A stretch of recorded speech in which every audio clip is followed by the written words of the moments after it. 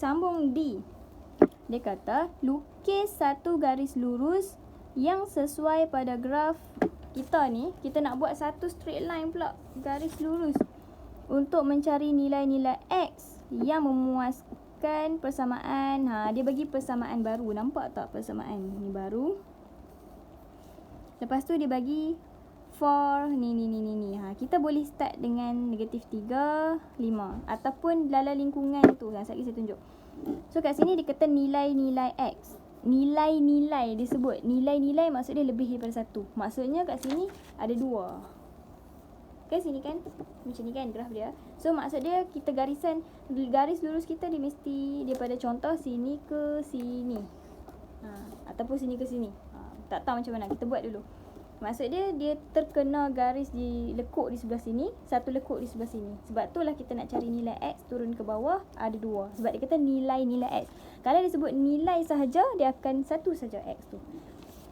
So first kali untuk yang di first step kita nak buat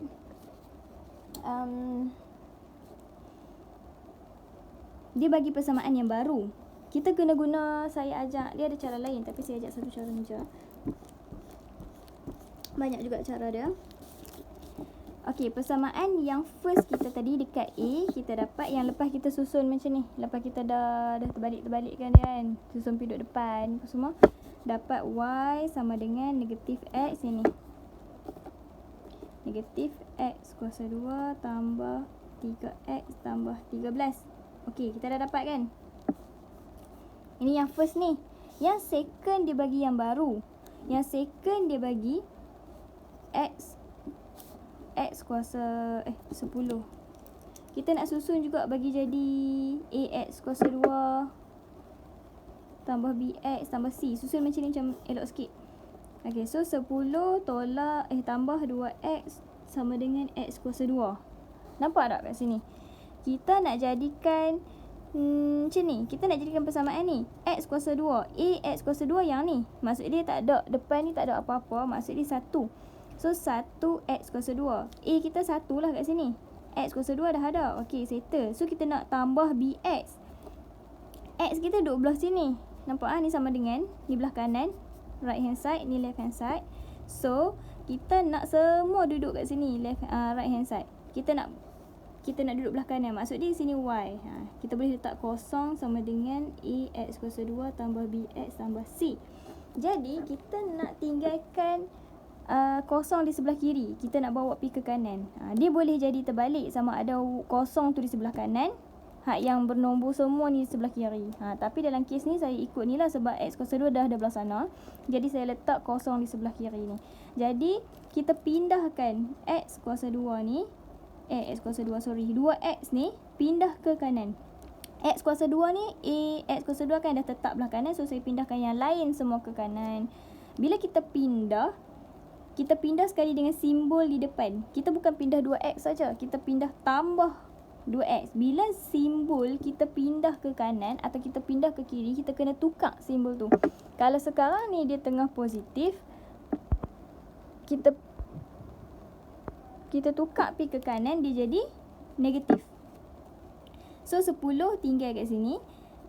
X kuasa 2. Okey, yang ni kita pindah pi sana jadi negatif 2X. Dapat macam tu. Dapat yang kedua ni. Lepas tu kita nak tinggalkan kosong di sebelah kiri. Maksudnya kosong lah kat sini. Yang negatif 10 ni kita kena pindah ke kanan. Kita nak bawa semua ke kanan. So bila kita pindah, depan 10 dia tak habaq pun dia negatif ke positif. Kalau tak habaq maksud dia positif. So bila positif, kita pindah ke kanan jadi negatif. So X kuasa 2 salin balik yang belah kanan ni. Pindah 10 tadi, negatif 10. Dapat persamaan yang baru, iaitu yang ini. So dapat persamaan baru, tulis bawah yang first tadi tu. Ni yang A punya. Yang A punya. Yang kita susun tadi tu. Okey, yang A punya. Lepas tu kita buat yang baru punya. Kosong ataupun Y ni sama je, tak ada apa pun. Okey, so X kuasa 2 tolak 2X tolak 10. Nampak Okay, so saya padam yang Y ni. Dia ada dua persamaan. Ni yang A, ni yang A punya, ini yang D punya. Saya dah susun dah. Nampak tak? Bila kita dapat macam ni, kita nak kena tolak ataupun tambah. Tolak ataupun tambah sebab kita nak dapatkan satu orang kata apa, satu persamaan yang kita nak kira, kita nak buat macam kotak ni balik. Tapi sikit je. Okey, dapat dah yang ni. Kita nak tengok sama ada dia tolak ataupun ditambah. Saya bagi perumpamaan.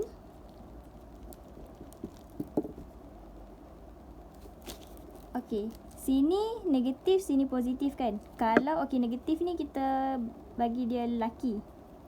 Kalau positif, tak ada apa-apa kat depan dia, maksud dia positif. Okey, kalau positif maksud dia perempuan. Okey, kalau lelaki dan perempuan, boleh tak kita kahwin? Boleh. Kalau boleh, kita tambah. Kalau kita tengok yang depan sekali je, yang belakang tak boleh tengok. Kita tengok yang simbol depan je. Contoh negatif dan negatif kan. Kita tak tahu kita nak tolak ke kita nak tambah. So kita tengok negatif. Lelaki dan lelaki boleh tak kahwin? Tak boleh. Jadi kita kena tolak. So sekarang ni dalam kes kita sekarang ni, situasi kita kena tambah. Sebab negatif dan positif. Okey. Negatif lelaki dan perempuan boleh kahwin. So dia positif, dia tambah. Maksud dia macam mana? Negatif X kuasa 2 tambah dengan positif X kuasa 2. Kalau tak tahu tekan kalkulator je. Negatif X maksud dia 1, negatif 1. So negatif 1 tambah dengan X sahaja maksud dia 1. Tambah dengan 1. Dapat kosong. Bila kosong kat sini tak ada titik lah. Tak payah tulis. Maksudnya kita nak buang dia. Dia tak ada. Lepas tu kita buat yang kedua pula. Negatif 3X tambah dengan negatif 2. Okey. Positif 3. Positif 3 tambah dengan negatif 2. Okey. Tambah kurungan negatif 2. Kena buat kurungan. Okey. Nampak kalkulator gelap ni? Okey. So, sama dengan dapat jawapan 1. 1X. Kalau 1X, kita tak tulis 1X. Kita tulis X sahaja. Okey, ingat kalau 1, kita tulis X saja.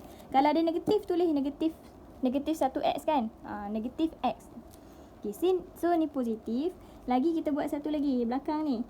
Positif 13 tambah dengan negatif 10. So, dalam kalkulator 13. Positif dalam kalkulator kita just terus tulis nombor. Tak ada lah logo positif tu. Simbol positif tu. So, 13 tambah dengan negatif 10. Tambah kurungan negatif 10. Tutup kurungan. Nampak? Okey. Dapat 3. Positif lah. Jawapan dia positif kan? Okey. So, kat sini positif 3. Dapat X tambah 3. Untuk persamaan baru D kita ni, yang D kita ni, kita dapat dah X tambah 3. X tambah 3 ni kita nak buat apa? X tambah 3 ni kita kena buat kotak ini yang baru. Saya padam yang tadi ya.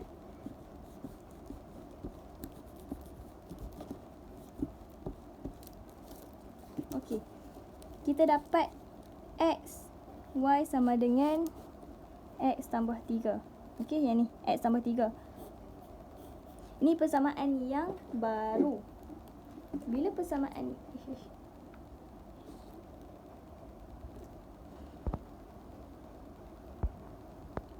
persamaan yang baru ni, kita kena buat table ni. Buatlah table. Tak payah buat sampai panjang macam ni. Buat sikit je.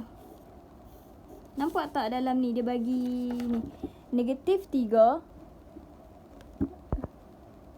Okey, ni. Nampak tak? Kecil sama dengan ni. Kecil sama dengan ni. Maksudnya, negatif 3 kita, kalau dia bagi macam ni, range macam ni, kita boleh guna start daripada negatif 3 sampai 5. Macam tu. Ataupun kita nak guna dalam, lingkungan dalam dia tu. Negatif 2 sampai 4. Tapi kalau macam ni, saya selalu guna negatif 3 dengan 5 je. Ambil yang dia bagi.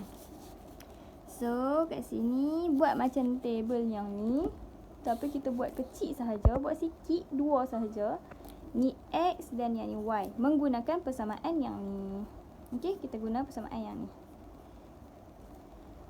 X kita, ni kan. Ni dikata 3, negatif 3. Betul? Negatif 3, ni X. 5. Maksudnya X kan. So, saya ambil negatif 3 dengan 5 tak dekat X dalam kotak ni. Satu negatif 3. Lagi satu 5. Okay, dapat.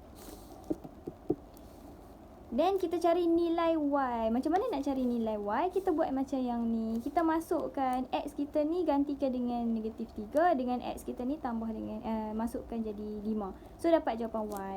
Kalau macam ni, dia punya persamaan dia tak panjang. Saya boleh je tak payah tekan kalkulator terus. Macam tadi tekan kalkulator kan. Tekan kalkulat, masukkan nilai Y. Kalau macam ni, just kira macam tu je. Sebab dia ada 2 sahaja. So X kita negatif 3. Tekan je kalkulator. Kurungan negatif 3 tutup kurungan tambah dengan 3. Boleh tak? Negatif 3 kita tu ni yang dalam kotak ni negatif 3. X kita gantikan tambah dengan X. So sama dengan kosong. Alhamdulillah. Sorry. Kosong. Lagi satu, X kita ni 5. Masukkan 5. X kita ni ganti 5. So 5 tambah 3 berapa? 8. Okay, 8. Jadi dapat dah yang ni. Kan? Kita dah dapat satu. So yang ni D. Tapi tak habis lagi. Apa yang kita kena buat? Bila dah dapat macam ni, kita guna graf kita untuk kita buat straight line. Garis lurus. Sebab soalan pun dia minta cari nilai X. Okay. Dia kata lukis satu garis lurus. So memang kita akan buat straight line. Untuk yang D ni memang soalan dia macam ni. Kita tengok, kita plotkan yang baru, iaitu negatif 3 dengan kosong. X kita negatif 3. Kita cari X kita negatif 3 di mana? Di sini. Lepas tu Y kita kosong. Y kita kosong kat mana? Kat sini. Bukan duduk kat sini. Maksud dia line ni kosong. Negatif 3, X kita kat sini. Y kita kan garis yang ni kan, straight ni. Maksud dia Y kita kosong kat sini. So di sini. Faham tak? Bukannya sebab tengok yang X ni Y. X dan Y kosong dia mesti di tengah-tengah ni, line ni. So X kita negatif 3, Y kita kosong di sini. Dot kat sini, duduk kat sini.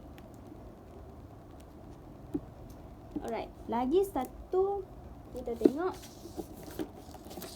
5 dengan 8. Positif 5. X dengan 8 kita Y kita positif 8. So X kita 5, Y kita 8. 5 di sini, 8 di sini. So kita tembungkan dia, duduk di sini. Make sure garis yang betul juga. Okay, dah dapat. Sini satu dan sini satu. Sini satu.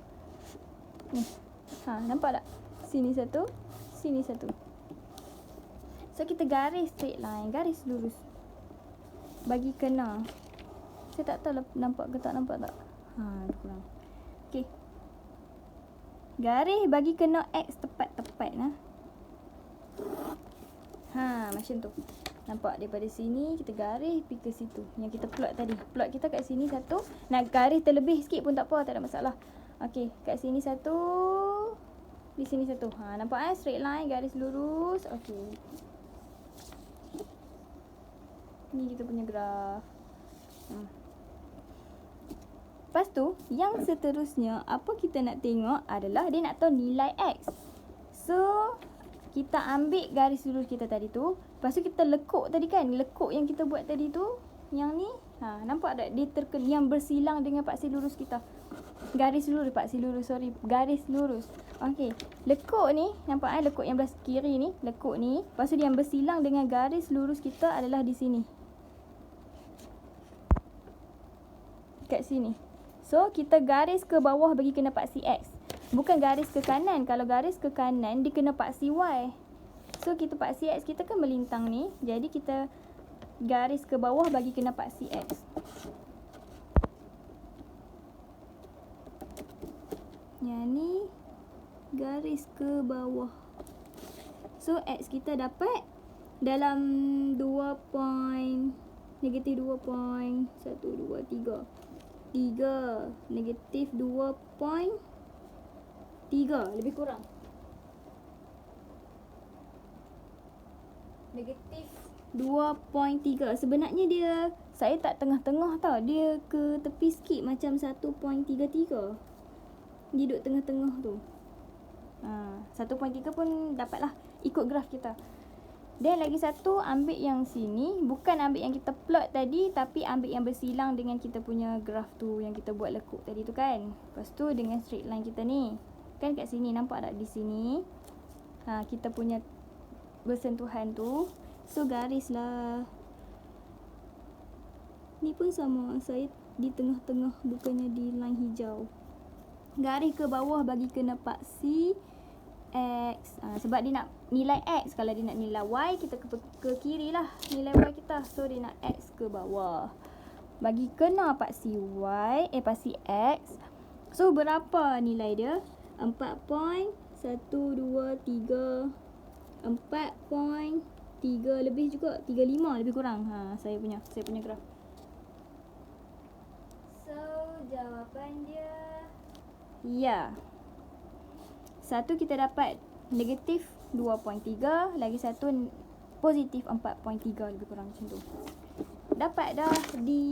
So jawapan D kita, bila kita dah buat macam ni jalan kira dekat D kan, nanti tunjuk jalan kira ni. Bila dah buat jalan kira ni, kita dapat X kita yang pertama negatif 2.3 ataupun yang kamu dapat lah negatif 2.3 ke, macam tu. Lagi satu X kita dapat positif kan, 4.35 ataupun yang kamu dapat 4.3 lebih kurang 4.4 ke, macam tu.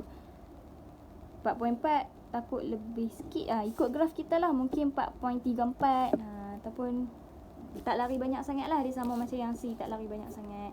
So C settle, D pun settle, habis dah bab ni, bab 1 pula. Soalan yang pertama ni, nampak Lepas tu ni nampak